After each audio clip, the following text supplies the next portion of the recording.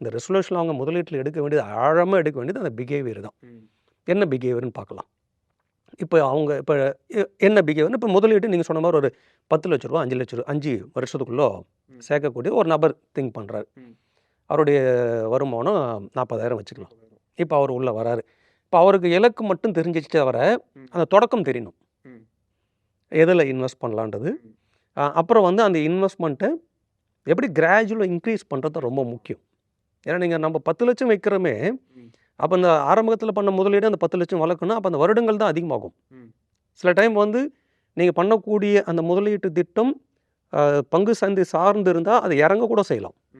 அதுக்கடுத்து அது 3 வருடம் கடந்து போய் 8வது வருஷத்தில் கூட அது அபரிதமாக நீங்கள் 10-15 லட்சம் கூட கொடுக்கலாம்.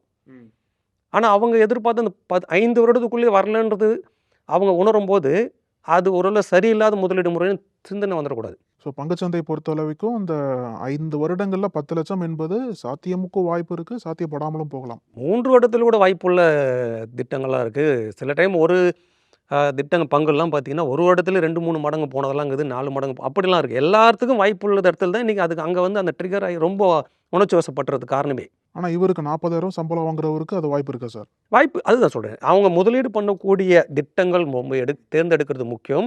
அந்த திட்டத்தில் தொடர்ந்து பயணிக்க வேண்டியது ஒன்று. வருடம் தன்னுடைய அந்த முதலீட்டு தொகையை 10% 5% உயர்த்தி கொண்டே வரணும்.